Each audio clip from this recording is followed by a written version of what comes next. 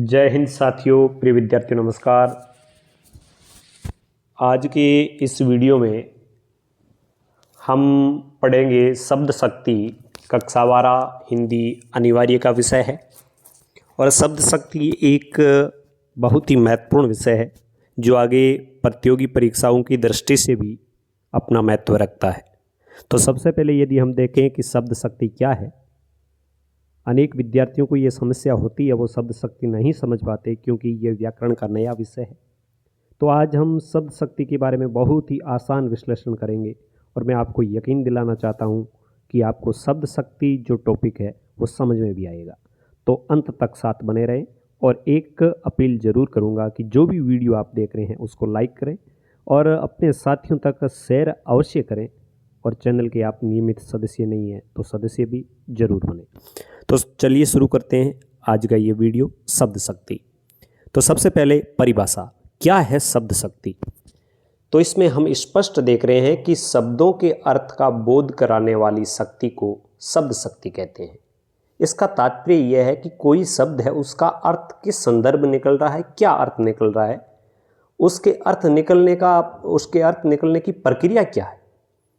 तो शब्दों के अर्थ का बोध कराने वाली, प्रत्येक शब्द का एक नियत अर्थ होता है, किस संदर्भ में वह अर्थ ग्रहण किया जा रहा है, इसका बोध कराने वाली जो एक शक्ति होती है उसको अपने कहते हैं शब्द शक्ति। ठीक है, अब बात करते हैं कि आखिर ये शब्द शक्ति होती कितने प्रकार की है। तो शब्दों की शक्ति है वो एक तरीके से हम देखें तो 3 प्रकार की होती है। मुख्यतः 3 प्रकार की शब्द शक्तियाँ। वैसे हम इनके विस्तार में जाएं जब हम आगामी कक्षाओं में आगे पढ़ेंगे, बीए में पढ़ेंगे या एमए में पढ़ेंगे तो इनका विस्तार होगा। फिलहाल अपने पाठ्यक्रम में जो शब्द शक्ति है वो मुख्यतः 3 प्रकार की है। अभिधा शब्द शक्ति, व्यंजना शब्द शक्ति और लक्षणा शब्द शक्ति। अब इनका एक आसान तरीके से मैं आपको अर्थ समझाऊं तो यह होगा कि अभिधा का मतलब सीधा साधा अर्थ मैं खाना खा रहा हूँ, मतलब मैं खाना खा रहा हूँ। अभिधा का अर्थ लोक प्रचलित सीधा साधा अर्थ है। लक्षणा का मतलब किसी लक्षण के आधार पर हम ग्रहण करते हैं और व्यंजना का मतलब है कि जब अर्थ न तो उस अभिधा से निकले न लक्षणा से निकले, कोई तीसरा ही अर्थ निकले तो अपने कहते हैं वो व्यंजना शब्द शक्ति है। अब इसको एक हम इस डायग्राम के माध्यम से हम सीख सकते हैं इसको कि यह है शब्द शक्ति का नाम। अभिधा शब्द शक्ति होगी, उसमें जो शब्द होगा उसे अपन कहेंगे वाचक। अभिधा शब्द शक्ति में शब्द है उसको क्या कहते हैं, वाचक। और शब्द का जो अर्थ निकलता है उसे अपने कहते हैं या तो वाच्यार्थ या मुख्य अर्थ निकलता है तो मुख्यार्थ और अभिधेय अर्थ निकलता है तो अभिधेयार्थ। मतलब आप कह सकते हैं कि अभिधा शब्द शक्ति है, उसमें शब्द है उसको वाचक कहते हैं, जबकि वाचक शब्द का जो अर्थ निकलता है, अभिधा का जो अर्थ निकलता है वो वाच्यार्थ भी होता है, उसे मुख्यार्थ भी कहते हैं और उसे अभिधेयार्थ भी कहते हैं। बात करें लक्षणा की तो लक्षणा में जो शब्द होगा वो होगा लक्षक और उसका अर्थ निकलेगा लक्ष्यार्थ। व्यंजना है, उसमें शब्द होगा व्यंजक और उसका अर्थ निकलेगा व्यंग्यार्थ। अब एक एक शब्द शक्ति की अपने बात करें तो सबसे पहले अपने सामने आती है अभिधा। अभिधा क्या है कि जिस शब्द शक्ति के द्वारा किसी शब्द का सीधा लोक प्रचलित अर्थ ज्ञात हो उसे अभिधा शब्द शक्ति कहते हैं। शब्द का सीधा साधा अर्थ, उसका लोक प्रचलित अर्थ, दैनिक बोलचाल में जो अर्थ लिया जाता है उसे अपन कहते हैं अभिधा शब्द शक्ति। तो परिभाषा आप जरूर याद रखें क्योंकि परीक्षा में कई बार परिभाषा भी पूछी जाती है। अब देखिए एक बात और है, इस शब्द शक्ति के द्वारा किसी शब्द के मुख्यार्थ का बोध होता है, मतलब किसी शब्द का मुख्य अर्थ ही निकलता है, इसलिए इस शब्द शक्ति को मुख्या शब्द शक्ति भी कहते हैं। तो आप ध्यान रखें कि किस शब्द शक्ति को मुख्या शब्द शक्ति के नाम से जाना जाता है, तो वो भी है अभिधा शब्द शक्ति। ठीक है, अब उदाहरण अपन देख लेते हैं कि मेरा घर गंगा के किनारे पर बसा है। बिल्कुल सीधी सी बात है कि गंगा के किनारे है। सिंह वन का राजा है, सीधा साधा अर्थ निकल रहा है कि सिंह वन का राजा है। राजा दशरथ अयोध्या के राजा थे, मतलब सीधी सी बात है। अपना घर सबको प्यारा लगता है, सीधी सी बात है। अपने देश का नाम भारत है, हाँ भारत है, सीधा सा नाम है। और हमें अनुशासित जीवन जीना चाहिए, मतलब अनुशासित जीवन जीना चाहिए। इसमें किसी प्रकार की अपन कहें कि अर्थ को समझने में दिक्कत नहीं हो रही है, सीधा साधा लोक प्रचलित अर्थ है, इसलिए यहाँ पर शब्द शक्ति है वो कौन सी है? अभिधा। अब इन उदाहरणों में आप देख सकते हैं कि उपर्युक्त सभी वाक्यों में प्रयुक्त शब्दों का साधारण लोक प्रचलित और मुख्य अर्थ का बोध होने के कारण यह अभिधा शब्द शक्ति का प्रयोग हुआ है। तो साथियों, यह अभिधा शब्द शक्ति इस प्रकार हम समझ सकते हैं। बात करते हैं लक्षणा शब्द शक्ति।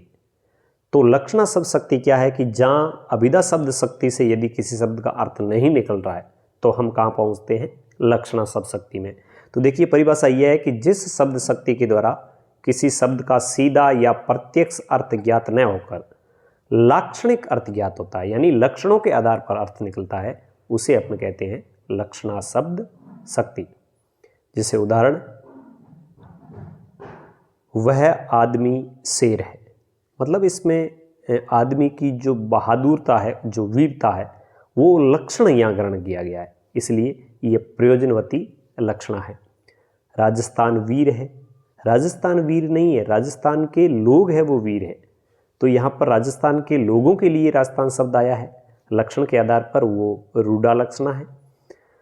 मेरा घर गंगा पर बसा है, अब गंगा के ऊपर तो नहीं बसा हुआ है, जैसे हमने पहले पढ़ा कि मेरा घर गंगा के किनारे बसा है, ये तो सीधा अर्थ है, लेकिन मेरा घर गंगा पर बसा है, इसका मतलब भी यही लिया जाएगा कि गंगा के किनारे पर बसा है, लेकिन यहाँ गंगा पर बसा है, तो यहाँ पर प्रयोजनवती लक्षणा है, मतलब कोई कारण बताया कि कहाँ बसा है।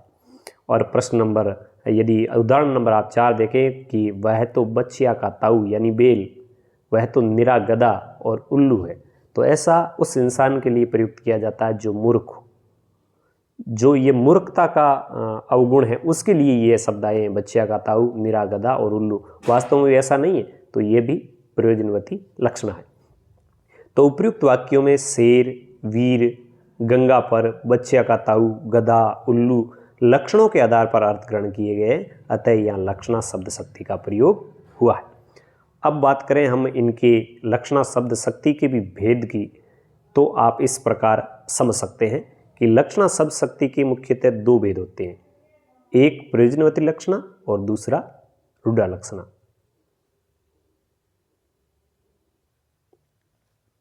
तो लक्षणा शब्द शक्ति के 2 भेद होते हैं। उन 2 भेदों में यदि बात करें हम, तो एक होती है प्रयोजनवती लक्षणा और दूसरी होती है रूढ़ा लक्षणा। अब प्रयोजनवती लक्षणा क्या है और रूढ़ा लक्षणा क्या है? तो देखिए, प्रयोजनवती लक्षणा वहाँ होती है जहाँ मुख्यार्थ में बाधा हो किंतु किसी कारण या प्रयोजन को महत्व दिया जाए, यानी मुख्यार्थ में बाधा पड़ती है लेकिन उसमें कोई न कोई कारण निहित होता है, कोई न कोई प्रयोजन निहित होता है और मुख्य अर्थ को गौण कर दिया जाता है, मुख्य अर्थ को गौण मान लिया जाता है और लक्ष्यार्थ को मुख्य अर्थ मान लिया जाता है, वहाँ पे प्रयोजनवती लक्षणा होती है। जैसे उदाहरण देखिए, गंगा में झोंपड़ी है।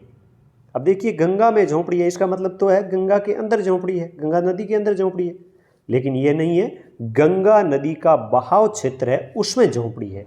तो यहाँ पर कारण है, गंगा में झोंपड़ी है, मतलब इस बात का एक तरीके से प्रयोजन क्या है, अर्थ हम कारण क्या माने कि गंगा के बहाव क्षेत्र में झोंपड़ी है। शेर तो अब आया है, इसका मतलब तो वास्तव में शेर जो जानवर है वो होना चाहिए, लेकिन यहाँ पे ये लिया है बहादुरी के कारण, ये लिया है कि शेर तो अब आया है, मतलब ये व्यक्ति के संदर्भ में आया है, तो यहाँ पे प्रयोजनवती लक्षणा है। अब बात करते हैं अपन रूढ़ा लक्षणा क्या है। तो जहाँ मुख्य अर्थ की अपेक्षा किसी रूढ़ी या परंपरा, यानी सदियों से चली आ रही कोई ऐसी रूढ़ी या परंपरा को आधार मानकर वाक्य का अर्थ ज्ञात किया जाता है, वहाँ रूढ़ा लक्षणा होती है। जैसे बिहार जाग उठा, इसका मतलब बिहार नहीं जगा है, बिहार के लोग जगे हैं। अपन कहते हैं कि भारत 10 विकेट से जीता, इसका मतलब क्रिकेट में भारत की टीम जीती है, भारत देश की टीम जीती है, तो वहाँ पर रूढ़ा लक्षणा है, रूढ़ी के कारण। जैसे भारत ने पाकिस्तान को मात दी, तो वहाँ पर भारत ने पाकिस्तान को मात दी मतलब भारत के खिलाड़ियों ने पाकिस्तान के खिलाड़ियों को हराया, तो वहाँ पर भी रूढ़ा है। बाजार में सन्नाटा है, इसका मतलब बाजार में चहल पहल नहीं है, बाजार में वास्तव में सन्नाटा तो कोई रूप लेके तो आता नहीं है, सन्नाटे का मतलब है कि लोगों की चहल पहल आवागमन नहीं है, इसलिए बाजार में सन्नाटा है, तो ये रूढ़ि के आधार पर है, इसलिए यहाँ पर रूढ़ा लक्षण है।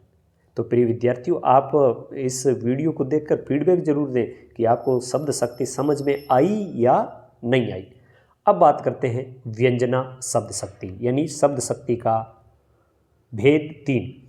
जिस शब्द शक्ति के द्वारा किसी शब्द का वाच्यार्थ एवं लक्ष्यार्थ से भिन्न अर्थ ग्रहण किया जाता है, यानी वह शब्द शक्ति जिसके द्वारा जब किसी शब्द का अर्थ वाच्यार्थ से नहीं निकलता है, लक्ष्यार्थ से नहीं निकलता है, यानी अभिधा से नहीं निकलता है, लक्षणा से नहीं निकलता है, कोई अन्य अर्थ निकलता है, तो वहाँ व्यंजना शब्द शक्ति होती है। अर्थात जब न वाच्यार्थ से अर्थ निकले न लक्ष्यार्थ से निकले, बल्कि शब्द का व्यंजक या व्यंग्यार्थ ग्रहण किया जाए, वहाँ व्यंजना शब्द शक्ति होती है। मतलब साधारण अर्थ भी नहीं है, लक्षण के आधार पर भी अर्थ नहीं है, साधारण या लक्षण के आधार पर अर्थ नहीं है, व्यंजना के आधार पर उसमें क्या व्यंग्य नीत है उसके आधार पर अर्थ लिया जाता है, तो वहाँ होती है व्यंजना। जिसे पुजारी ने कहा संध्या हो गई, लक्षणा की बात करें तो लक्षणा की दृष्टि से तो यही निकलेगा कि पुजारी ने कहा संध्या हो गई, इसका लक्षण लें हम, लक्षण के आधार पर अर्थ निकल नहीं रहा है। अभिधा से देखें, पुजारी ने कहा संध्या हो गई, तो उस बात का भी निहित अर्थ नहीं निकल रहा है, और व्यंजना से ये पता लग रहा है कि पुजारी ने कहा संध्या हो गई, इसका मतलब संध्या आरती का समय हो गया, पूजा अर्चना का समय हो गया। तो ये जैसे अपने कहते हैं कि संध्या हो गई, इसका मतलब लोगों के घर लौटने का समय हो गया, मंदिरों में पूजा आरती का समय हो गया। कोई अपने व्यंग्य अर्थ लेते हैं, कोई व्यंजक अर्थ लेते हैं, तो वहाँ पर व्यंजना शब्द शक्ति होती है। जैसे उदाहरण नंबर 2, रहीमन पानी राखिए बिन पानी सब सून, पानी गए न उबरे मोती मानुष चून। तो यहाँ पर भी पानी शब्द है, उसका व्यंग्यार्थ लिया गया है, मतलब मनुष्य के संदर्भ में पानी है वो व्यंजक अर्थ में इज्जत है, चूने के संदर्भ में वो पानी है, मोती के संदर्भ में वो चमक है, तो यहाँ पर व्यंजना शब्द शक्ति है। अब अपना व्यंजना शब्द शक्ति के यदि भेदों की बात करें तो व्यंजना शब्द शक्ति के भी 2 भेद होते हैं। एक होती है शाब्दी व्यंजना, दूसरी होती है आर्थी व्यंजना। अब शाब्दी व्यंजना का मतलब सीधा सा यही है कि जहाँ पर व्यंग्यार्थ है वो अर्थ पर आधारित न होकर शब्द पर आधारित हो, वहाँ पर शाब्दी व्यंजना होती है। सीधी सी बात है, शाब्दी में शब्द के आधार पर व्यंग्यार्थ निकलेगा, तो जहाँ पर व्यंग्यार्थ है शब्द पर अर्थ पर आधारित न होकर शब्द पर होता है। जैसे पानी गए न उबरे मोती मानुष चून, या जो मोती मानुष चून पानी ये शब्द है, इनके आधार पर व्यंजना है। उपयुक्त पंक्ति में व्यंग्यार्थ शब्द पर आधारित है, और यदि हम इन शब्दों के स्थान पर इनके पर्यायवाची शब्द रख दें तो व्यंजना समाप्त हो जाएगी, अतः यहाँ शाब्दी व्यंजना है। तो अपने पानी है, यहाँ पे यदि जल लिख दें कि जल गए न उबरे, तो वो मोती के संदर्भ में, मनुष्य के संदर्भ में, चूने के संदर्भ में अलग अलग अर्थ नहीं देगा। अपने चूने की जगह यदि हम कोई दूसरा इसका अर्थ रख दें, मनुष्य की जगह अन्य अर्थ रख दें, तो उसका एक तरीके से प्रभाव है वो समाप्त हो जाएगा, इसलिए यहाँ पर शाब्दी व्यंजना है। अब बात करते हैं कि आर्थी व्यंजना क्या है। तो इसकी परिभाषा ये होगी कि जहाँ व्यंग्यार्थ शब्द पर आधारित न होकर अर्थ पर आधारित होता है, और शब्द बदल देने पर भी उसका व्यंग्यार्थ निकलता है। यदि हम शब्द बदल देंगे तो भी कोई ज़्यादा प्रभाव नहीं पड़ेगा, लेकिन शाब्दी व्यंजना में क्या होता है कि शब्द बदल देने पर उसका व्यंग्यार्थ है वो नहीं निकलता है, लेकिन आर्थी व्यंजना में व्यंग्यार्थ है वो अर्थ के आधार पर निकलता है, इसलिए यदि हम शब्द बदल भी देते हैं तो भी कोई उसका प्रभाव नहीं पड़ता। इसके हम उदाहरण देख लेते हैं। देखिए अब इसका उदाहरण कि अबला हाय जीवन तुम्हारी यही कहानी, आंचल में है दूध आंखों में है पानी। तो यहाँ पर उपयुक्त वाक्य में नारी के 2 गुण, यानी एक उसका ममत्व भाव, एक उसकी कष्ट सहन करने की क्षमता, इसका वर्णन करने के लिए क्या किया है, दूध और पानी के माध्यम से अर्थ लिया गया है, जिसके स्थान पर अन्य शब्द बदल देने पर भी व्यंग्यार्थ निकलेगा। यदि हम दूध के स्थान पर इसका पय लिख दें, दूसरे स्थान पर अपन सोम लिख दें, अमृत लिख दें, आंखों में पानी है इसके लिए आंखों में नीर लिख दें, तो भी इसका व्यंग्यार्थ निकलेगा, कोई असर नहीं पड़ेगा। अतः यहाँ पर आर्थी व्यंजन है। आर्थी का मतलब अर्थ के आधार पर, शाब्दी का मतलब शब्द के आधार पर। शब्द के आधार पर होगा और शब्द बदलेंगे तो व्यंग्यार्थ नहीं निकलेगा, अर्थ के आधार पर होगा और शब्द बदलेंगे तो भी अर्थ के आधार पर उसका व्यंग्यार्थ निकलेगा। अब अपना कुछ अन्य उदाहरण भी देख लेते हैं। जैसे उदाहरण बहुत महत्वपूर्ण है कि चिरंजीवो जोरी जुरे क्यों ने सने गंभीर को गटी वृषभ भानुजा वे हलदर के वीर। तो यहाँ पर शब्द के आधार पर वृषभ अनुजा और वर्ष भानुजा, तो यहाँ पर शाब्दी व्यंजना है। इस शब्द को तोड़ेंगे तो इसका अर्थ निकलेगा, तो शाब्दी व्यंजना है। फिर है सोवत नाग मद बिनार ताक बिना नहीं राग, तो यहाँ पर भी है शाब्दी व्यंजना। तीसरा उदाहरण है उषा सुनहली तीर बरसती जय लक्ष्मी सी उदित हुई, तो यहाँ पे प्रयोजनवती लक्षणा शब्द शक्ति है। और चौथा जो उदाहरण है वो है सगन कुंज छाया सुकद शीतल मंद समीर मन हवे जात अजो वह वा जमुना के तीर, तो यहाँ पर अर्थ के आधार पर व्यंजना निकली है, इसलिए यहाँ पर आर्थी व्यंजना शब्द शक्ति है। तो प्रिय विद्यार्थियों, यह था शब्द शक्ति का प्रकरण। यथासंभव मैंने बहुत ही आसान तरीके से आपको समझाने का प्रयास किया। उम्मीद करता हूँ यह शब्द शक्ति आपको समझ में आई होगी, इसलिए आप इसको पूरा देखें, अपनी नोटबुक है उसके अंदर ज़रूर लिखें, अपने साथियों को शेयर करें। धन्यवाद।